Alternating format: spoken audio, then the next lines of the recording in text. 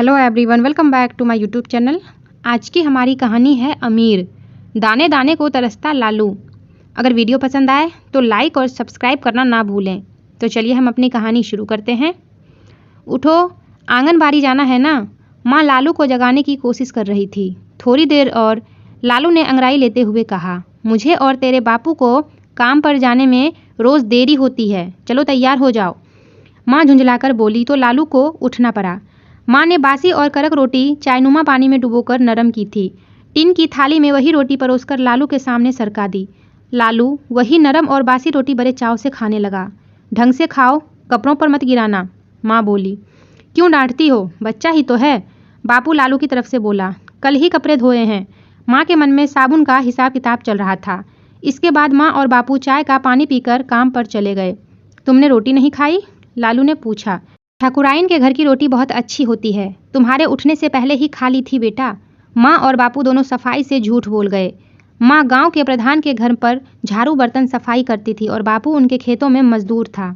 इनके घर में चूल्हा जलता था तो सिर्फ चाय बनाने के लिए, वह भी गुड़ वाली चाय, वरना तो बचा हुआ खाना मिलता, उसी पर वो लोग अपना गुजारा कर लेते थे।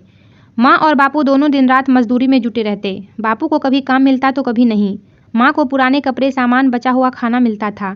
प्रधान के घर में खाना खाकर माँ अपना गुजारा कर लेती और अच्छा खाना मिले भले बासी ही सही, अपने बेटे लालू के लिए बांधकर घर ले आती। 5 साल का लालू इसी साल से आंगनबाड़ी में जाने लगा था। बापू ने उसको इस जिद से भर्ती करवाया था कि वो दोनों तो अनपढ़ हैं, अगर वो लिखना पढ़ना जानते तो वो मजदूर नहीं होते, लेकिन उनका बेटा पढ़ेगा, आगे चलकर वो उसे शहर भेजेंगे, वह पढ़ लिख कर बड़ा आदमी बनेगा। उसके लिए भले ही उन दोनों को सारी जिंदगी भूखे पेट क्यों न रहना पड़े। लालू को आंगनबाड़ी भेजने की एक और भी वजह थी। सरकारी नियमों के मुताबिक वहाँ से कॉपी किताबें मुफ्त में मिलती थी। साल में एक बार 2 जोड़ी कपड़े मिलते थे। अगर छुट्टी ना करो तो हर रोज़ दोपहर का खाना मिलता था। देश भर में 15 अगस्त बड़ी धूमधाम से मनाया जा रहा था। आंगनबाड़ी में भी खास समारोह होना था। आंगनबाड़ी को झाड़ू लगाकर साफ कराया गया। फूलों की माला से झंडे का स्तंभ सजाया गया।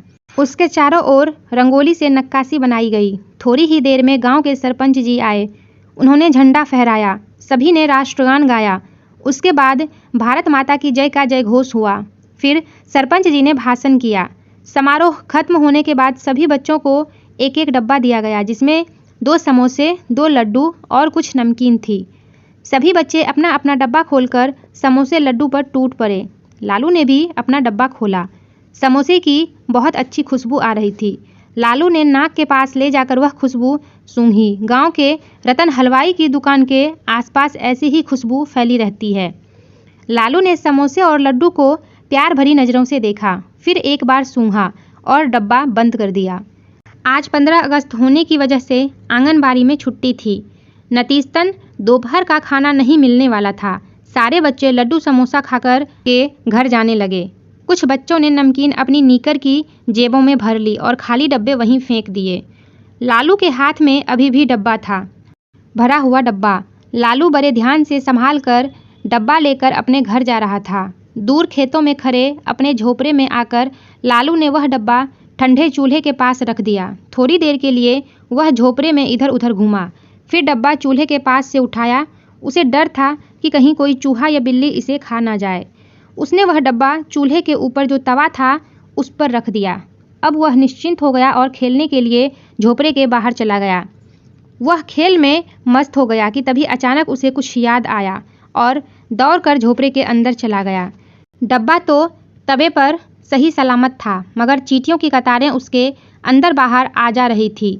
उसने झट से डब्बा खोला। अभी ज़्यादा चींटियाँ अंदर नहीं घुसी थी। उसने फूंक मारकर चींटियों को भगाया। इस हड़बड़ी में उसके हाथों पर कुछ चींटियां चिपककर मर गई थी। लालू ने अपने कपड़ों से लड्डू पोंछकर साफ किए। वह खुश हुआ, लड्डू सही सलामत थे। पर अब क्या करे, उसे एक तरकीब सूझा।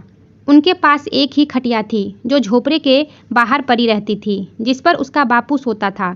खटिया के पाए ढीले हो गए थे, डोरियां ढीली पड़ गई थी, उनमें अच्छा खासा झोल आ गया था। लालू ने उस पर वह डब्बा रख दिया। अब उसे तसल्ली हो गई कि डब्बा एकदम महफूज है। वह फिर से खेलने लगा। घर में खाने के लिए कुछ भी नहीं था। आज वह खेल में ही अपना ध्यान लगा रहा था। पर खटिया पर रखे डब्बे पर भी नज़र रख रहा था कि कहीं कोई कुत्ता मुंह न मारे। 4-5 साल का छोटा भूखा थका हुआ बच्चा कितनी देर खाने का डब्बा संभालता। आखिरकार डब्बा गोद में ही लिए वह खटिया पर लुढ़क गया। शाम ढलते ढलते माँ बापू दोनों काम से वापस आ गए। माँ ने लालू को जगाया। आंख मलते मलते वह जाग गया। माँ बापू ने देखा कि उसकी गोद में एक डब्बा है। माँ ने पूछा, यह क्या है? आज आंगनबाड़ी में हमें यह दिया गया है, लालू ने डब्बा माँ के हाथों में देते हुए कहा। माँ ने डब्बा खोलकर देखा। उसमें 2 लड्डू, 2 समोसे और नमकीन थी। तुमने खाया क्यों नहीं बेटा? आज तो तुम्हें वहाँ खाना भी नहीं मिला होगा, बापू कह रहा था। उसकी आवाज़ में नाराज़गी थी। यह नाराज़गी लालू के खाना न खाने पर थी या एक वक्त का खाना न मिलने पर थी, यह तो वही जाने। क्यों नहीं खाया? माँ गुस्से से बोली। उसकी आवाज़ में गुस्से के साथ साथ तरफ भी थी कि उसका बच्चा दिन भर भूखा है। माँ बापू सोचने लगे, इसने खाना क्यों नहीं खाया? डब्बा गोद में लिए लेटा रहा। तबीयत तो ठीक है ना इसकी? क्या हो गया है इसे? माँ बापू दोनों ने नाराज़गी और तरफ भरे दिल से लालू को डांट लगाई। चलो पहले लड्डू समोसा खा लो। खाना गोद में लिए कोई सोता है भला? लालू बोला। माँ, मैंने इसे तवे पर रखा था तो इसमें चींटियाँ घुस गई, पर मैंने लड्डू को पोंछ पोंछ कर साफ कर दिया। चूहा बिल्ली कुत्ता कोई इसे मुंह न लगाए, इसलिए गोद में लेकर दिन भर संभालता रहा। तुम दोनों के लिए।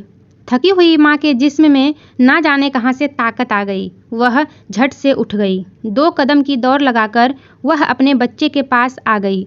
उसने लालू का चेहरा कई बार चूमा। झोपड़े से पीठ टिकाए बैठा बापू माँ बेटे का यह प्यार दुलार देख रहा था। उसने सिर पर बांधा हुआ कपड़ा अपने हाथों में हल्के से उतारकर अपनी आंखें पोंछी। वह अपनी जगह से उठ गया और प्यार से बेटे के पास खटिया पर जा बैठा। उसने लालू को सीने से लगाया और उसके माथे को चूमा। उसके उन नन्हे हाथों को चूमा जो खाना खाने के बजाय खाने की हिफाजत कर रहे थे। लालू ने अपनी माँ से वह डब्बा लिया और बड़े प्यार से उसमें से एक समोसा उठाया।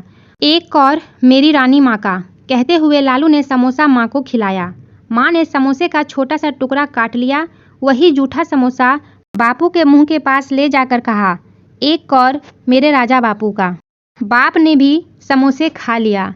माँ के गले से सिसकी निकली। बापू का गला रुंध गया। बापू ने समोसे के साथ सिसकी निगल ली। माँ बापू को समोसा खाते देख लालू खिलखिलाकर हंस पड़ा। माँ ने बचा हुआ समोसा बड़े प्यार से अपने लालू को खिलाया। लालू बोला, अब मेरी माँ लड्डू खाएगी। मेरा बापू लड्डू खाएगा। फिर लालू लड्डू खाएगा।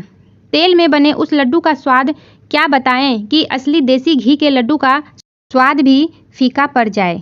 खुले आसमान के नीचे चांदनी की चादर ओढ़े झलाती हुई खटिया पर रानी माँ, राजा बापू और उनका नन्हा राज दुलारा लालू एक दूसरे को टुकड़ा टुकड़ा खाना खिला रहे थे। तीनों के मुंह समोसे, लड्डू से और दिल खुशी से भरे हुए थे। तो दोस्तों, आपको ये कहानी कैसी लगी कमेंट करके ज़रूर बताइएगा और मेरे वीडियोस का नोटिफिकेशन पाने के लिए चैनल को सब्सक्राइब करके बेल आइकन को प्रेस करना ना भूलिएगा। तो चलिए फिर मिलते हैं एक नई कहानी के साथ। तब तक के लिए टेक केयर एंड बाय।